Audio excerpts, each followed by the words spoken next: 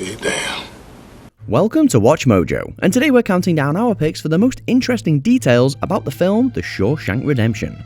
What are you Jimmy staring at? Back to work! Oh, work! Number 10, Money Back. I'm not interested in mystery stories or horror stories or suspense stories or comedy stories. As you may or may not know, Stephen King wrote the novella that The Shawshank Redemption is based on. The author typically offers new directors the rights to his stories for a mere $1 to help them build their resumes. However, Shawshank was director Frank Darabont's second King story adapted to the screen, and he offered King $5,000 for it. Shook his hand.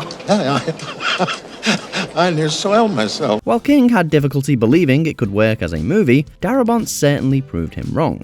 As impressive as the ultimate film is, we're equally impressed with King himself. The King of Horror made the downright kingly decision to never cash that $5,000 check, instead framing it and gifting it to Darabont, quote, in case he ever needs bail money. What a legend.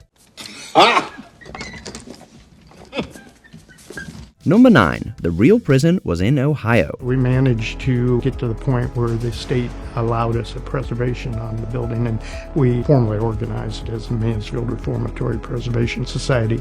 Like many Stephen King stories, The Shawshank Redemption is set in Maine. However, the real prison used for filming is located in Mansfield, Ohio. The Ohio State Reformatory, aka the Mansfield Reformatory, was closed in 1990 and has since been used to film Shawshank as well as several other films. I was on the ground when the scouting crew came from Castle Rock.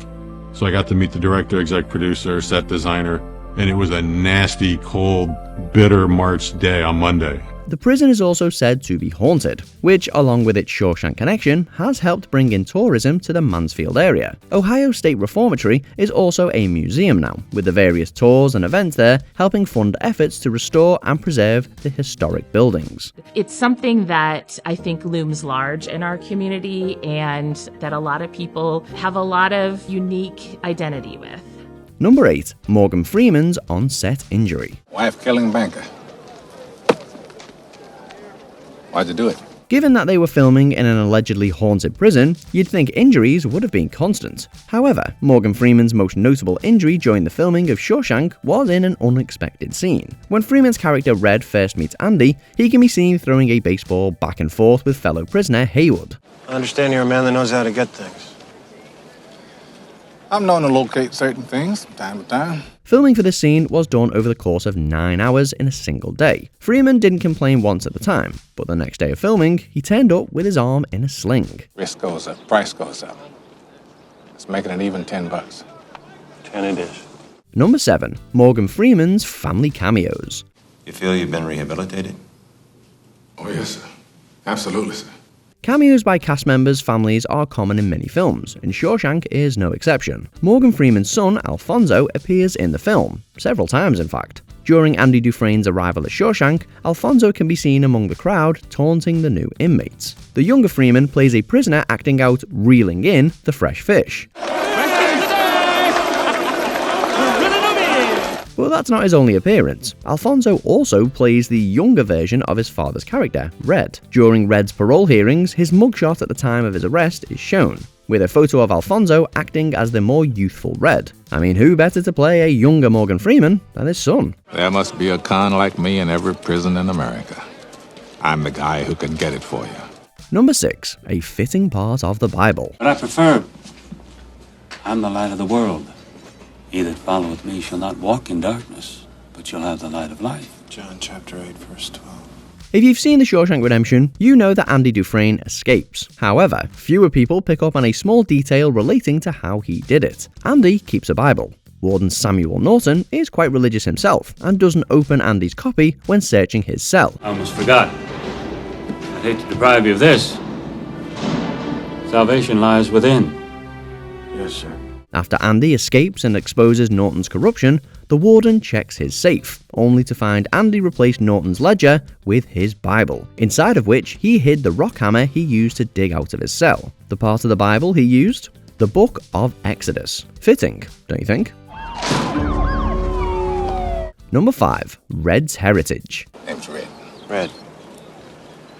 Why do they call you that? Maybe it's because I'm Irish.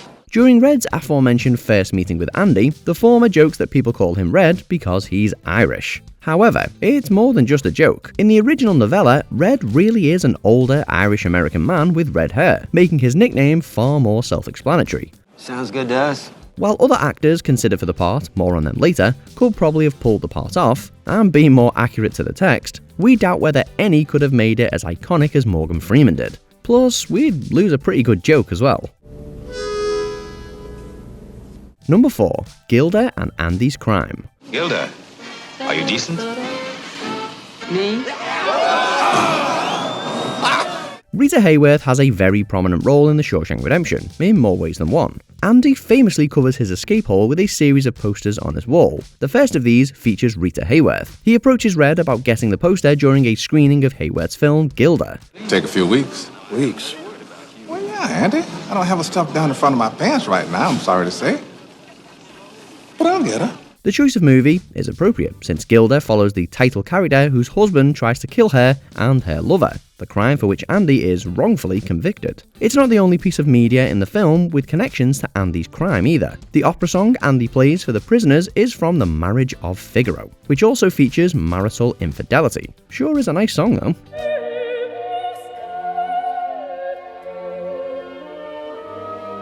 Number 3. Voiceover on set. Prison life consists of routine, and then more routine. Morgan Freeman's iconic narration is one of the most memorable parts of The Shawshank Redemption. What you may not know is that it was a core part of the production almost since the beginning. Freeman recorded a rough version of the voiceover before filming, and it was re-recorded later because of a hissing sound. We sat and drank with the sun on our shoulders and felt like free men. Hell, we could have been tarring the roof of one of our own houses. We were the lords of all creation. The recording was then played on set. The actors and director used the narration to help find the tempo of each scene during filming. That's right, even while making The Shawshank Redemption, they were enjoying Morgan Freeman's dulcet tones.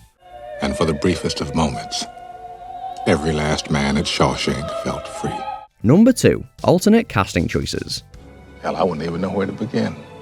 The two leads of Shawshank had some truly famous names considered before Tim Robbins and Morgan Freeman were chosen. Many veteran actors were offered or eyed for Red, including Paul Newman, Harrison Ford, Gene Hackman, Robert Redford, Robert Duvall, and Clint Eastwood. We'll be able to file that under educational too, oughtn't we? Andy, meanwhile, was almost played by everyone from Kevin Costner to Johnny Depp, and even Tom Hanks and Tom Cruise. Costner and Hanks were filming other movies at the time, but Cruise got as far as doing a table read before declining. And it's just as well. We have a hard time imagining Tom Cruise doing anyone's taxes. How can you be so obtuse? What did you call me?